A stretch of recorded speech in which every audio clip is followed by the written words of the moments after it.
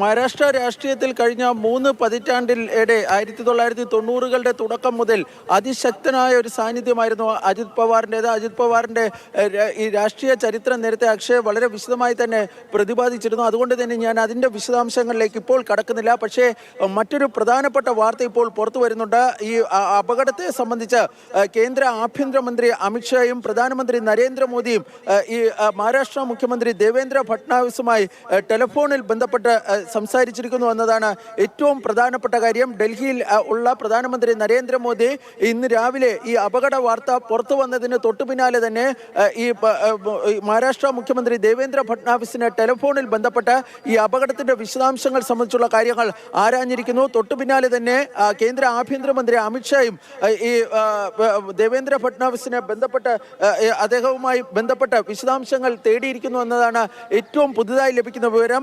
ദേവേന്ദ്ര ഫട്നാവിസ് നിലവിൽ മുംബൈയിലാണുള്ളത്. അദ്ദേഹം അല്പസമയത്തിനുള്ളിൽ തന്നെ ബാരാമതിയിലേക്ക് പോകുമെന്നാണ് ഈ വാർത്താ ഏജൻസികളും മറ്റും റിപ്പോർട്ട് ചെയ്യുന്നത്.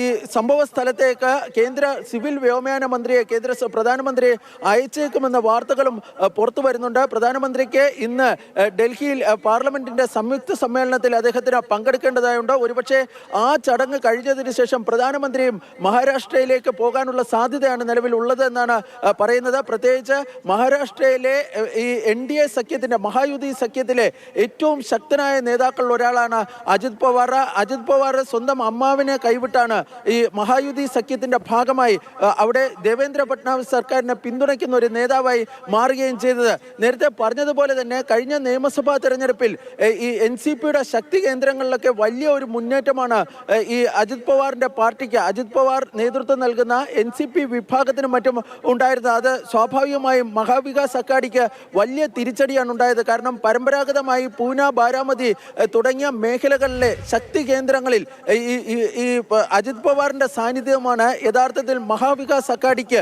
വലിയ തിരിച്ചടിയായി മാറുകയും ചെയ്തിരിക്കുന്നത്. ഇത്തവണ നടന്ന മുംബൈ മുനിസിപ്പൽ തെരഞ്ഞെടുപ്പിൽ ഉൾപ്പെടെ ഈ അജിത് പവാറിന്റെ സാന്നിധ്യം മഹായുതി സഖ്യത്തിന് വലിയ ഗുണം ചെയ്തിരുന്നു എന്ന വാർത്തകളുമൊക്കെ എന്നതാണ് ഈ തെരഞ്ഞെടുപ്പ് ഫലം പരിശോധിക്കുമ്പോൾ നമ്മൾക്ക് മനസ്സിലാക്കാൻ വേണ്ടി സാധിക്കുന്നത്.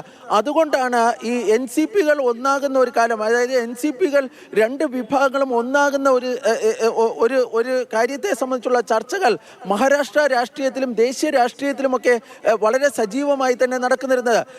ഇന്ന് മഹാരാഷ്ട്രയിലെ തദ്ദേശ തെരഞ്ഞെടുപ്പിന്റെ പ്രചാരണത്തിനായാണ് അജിത് പവാർ ഈ ബാരാമതിയിലേക്ക് പോകുന്നത്. ഇവിടെ തന്നെ ചില മേഖലകളിൽ NCPയുടെ രണ്ട് വിഭാഗങ്ങളും ഒന്നിച്ചാണ് ഈ തദ്ദേശ തെരഞ്ഞെടുപ്പിൽ മത്സരിക്കുന്നതെന്നാണ് ഏറ്റവും കൗതുകകരമായ കാര്യം. മഹാരാഷ്ട്രയിൽ നിന്ന് നേരത്തെ പുറത്തു വന്നിരുന്ന റിപ്പോർട്ടുകളൊക്കെ പ്രകാരം ഈ തദ്ദേശ തെരഞ്ഞെടുപ്പ് കൂടി കഴിഞ്ഞാൽ സുപ്രിയ സുലെയും അജിത് പവാറും കൈകോർക്കുമെന്നാണ് പറഞ്ഞിരുന്നത്. അതായത് കേന്ദ്രത്തിലെ UPയിൽ നിന്ന് ഒരുപക്ഷെ സുപ്രിയ സുലെ പുറത്തു വരികയും അജിത് പവാറിനോടൊപ്പം അജിത് പവാറിലൂടെ മഹായുതി സഖ്യത്തിലേക്ക് ഭാഗമാകുകയും ഒക്കെ ചെയ്യുന്ന കാലം അനധിവിദൂരമല്ല എന്ന റിപ്പോർട്ടുകളൊക്കെ നേരത്തെ പുറത്തു വരികയും ഒക്കെ ചെയ്തിരുന്നു. ഇതിന് ശരത് പവാറിന്റെ ഒരു ആശംസകൾ അല്ലെങ്കിൽ ഒരു അനുഗ്രഹാശിസുകൾ ഉണ്ടായിരുന്നുവെന്നും എന്ന് റിപ്പോർട്ടുകളും ഒക്കെ പുറത്തു വരികയും ഒക്കെ ചെയ്തിരുന്നു.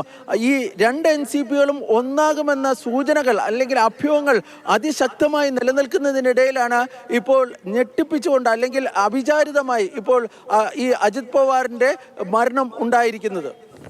തീർച്ചയായിട്ടും, അതായത് ഇരു പവാർ വിഭാഗങ്ങളും ഒന്നിക്കുന്നു. 2023 അജിത് പവാർ NCPയെ പിളർത്തിക്കൊണ്ട് NDAയുടെ ഭാഗമാകുന്നത്. അത് മാറി ഈ തദ്ദേശ തെരഞ്ഞെടുപ്പിൽ ഒരുമിച്ച് മുന്നോട്ട് പോകും, കുടുംബത്തിലെ പ്രശ്നങ്ങളൊക്കെയും അവസാനിച്ചു, ഞങ്ങൾ ഇനി ഒരു NCPയായി ഒരുമിച്ച് മുന്നോട്ട് പോകുമെന്നായിരുന്നു അജിത് പവാർ തന്നെ ദേശീയ മാധ്യമങ്ങൾക്കൊക്കെ പലപ്പോഴായി പൂർണ്ണമായോ അല്ലാതെയോ ഒക്കെ നൽകിയിട്ടുള്ള പ്രതികരണങ്ങൾ. പക്ഷേ ആ ലയനം അത് നടന്നിട്ടില്ല. അങ്ങനെ ആ ലയനം നടക്കുന്നു എന്നുള്ള ചർച്ചകൾക്കിടയിൽ കൂടിയാണ് മഹാരാഷ്ട്രയുടെ മഹാനായകന്റെ വിയോഗം സംഭവിക്കുന്നത് എന്നുള്ളതാണ്